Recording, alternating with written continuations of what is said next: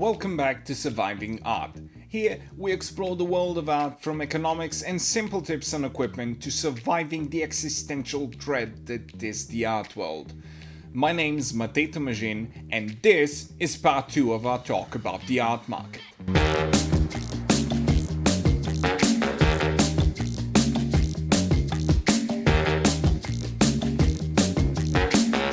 Heads up, if you haven't seen part 1, I strongly encourage you to pause this video and watch the first part.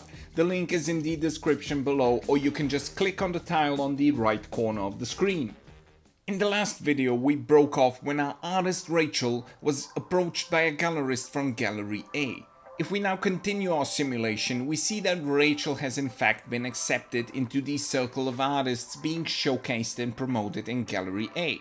In part, this was possible because of the obvious reasons, namely that Rachel's work is still very interesting for potential buyers, as the trend wave of impressionist works has shown no signs of stopping. But it is also a fact that our artist has not signed any contract, or at least any legally binding one, with Gallery B, so her transition to Gallery A was made effortlessly. Now, she of course had to sign one, binding all her sales to go through the channels of Gallery B, and this without exception. If Rachel before could sometimes sell her work on the side, even though this was strongly discouraged, she now cannot. She can't do this without risking being outcast by her gallery or even sued. But this is a small trade-off for Rachel, as her new gallery is in the primary alpha market, and as such she can or rather has to raise her prices substantially. Her base price now is €1,000 per painting plus expenses, and because our artist has been diligent and has acquired quite a few substantial amounts of exhibitions and exposure, it has 6 group exhibitions and 1 solo exhibition, coupled with a few newspaper mentions by name and a recension by some art critic from her hometown, whom she paid. Well, she has applied for a cultural status. Because Rachel was smart, she only mentioned 80% of her achievements on the field in the application, as she anticipated an automated rejection due to the possible conservation of funds at the ministry. When she got that reply, it did in fact state she just missed the mark with 79 points, 81 unnecessary, just as anticipated. But because all such rejections come with a 15-day period in which one can appeal to the decision and add additional argumentation and proof, she then sent the Ministry of Culture the additional 20% of her achievements and a few recommendation letters from artists she knew or had worked with in the past, friends. After this, she got her status, and with it, Rachel is now eligible to a whopping 4% taxation rate on all her income as an artist, and does not have to pay any social security fees or put her money into the government pension fund, the payout of which she'll probably never see anyway. Sorry to all non-Slovenians though, as this example right now is quite local, and I'm sure you have similar options in your own country of residence, so please search them. And this is another positive feature in Rachel's current situation. She now belongs to an alpha gallery and is now connected to the vast clientele of the gallery. These customers, though still interested in the aesthetic value of the art they purchase, also actively search for investment opportunities. These do not mean that they pour all their hard-earned money into art, as the art market has an extremely high flop rate compared to others, much more safe and solid markets, even stocks. But the idea of a possible manifold return as an extra feature of a work of art that is primarily still serving some other function, be it aesthetic or status-oriented or otherwise, is still many a collector's cherry on top of the deal in this segment. Also, Gallery A regularly attends art fairs, and Rachel being part of their assortment of artistic talent, her works are now being exhibited around Europe. Well, not Frieze or Art Basel, as these are still reserved for only the top players in the game, though all of these are part of the primary alpha market. The point of this segment is to find aspiring new talent, the new Picassos, Basquiats and the like, to get into circulation into the art market and to boost their careers, in order to get the sweet profits of the sales, of course. but some are also in the game to help the talent, though money talks, and as everywhere else, the art market is no exception. Now, a curious thing happens. The couple who bought Rachel's painting to hang over the couch finds out about her success in the arts because Rachel was again smart and kept in touch with all her customers via an email list and had sent them at least quarterly updates on her works and exhibitions. The couple finds that their work is worth quite a bit more than what they initially paid for, and so decides to sell it to a certain private collector of Rachel's work, who is particularly interested in her early work as she has amassed quite a small collection of her paintings and sees a potential for high returns in the future. The collector buys the painting from the couple for €2,000 as part of a bidding war caused by another interested collector, and Rachel is now not only worth around €2,000 on the market, but her work has entered the secondary alpha market.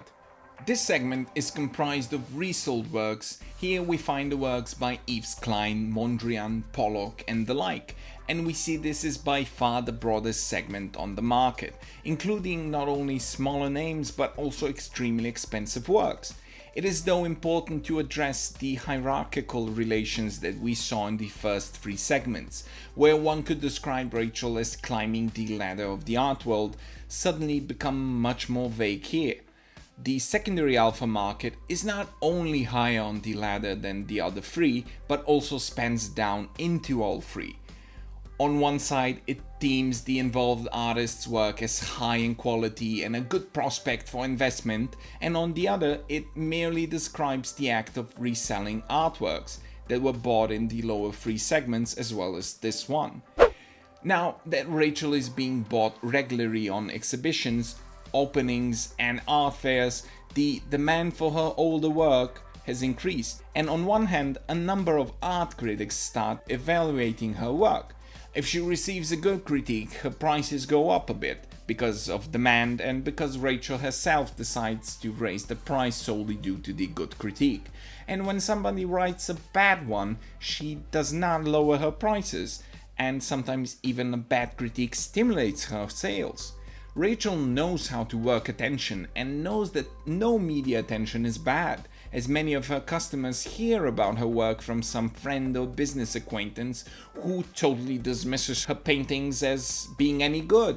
But as this is a subjective evaluation, the other person becomes intrigued by the potential terrible paintings, looks them up online or finds them in Rachel's gallery and ends up not only liking them, but buying them. If we now return to Rachel's success and the many works being resold, one collector in particular wishes to buy her first work, namely the portrait of the christened baby, as she wishes to possess it in her large collection of Rachel's work. She contacts an agency that specializes in finding works of art and negotiation on the buyer's behalf. Such agents usually end up making 2 to 5% of the total purchase value of the work, and as our collector has contacted one of the best in town, they are successful in the purchase and Rachel's work is sold for a whopping €10,000. Rumors start to spread about this large purchase, but as the collector who made it is a very private individual, not many others can confirm the information is being genuine.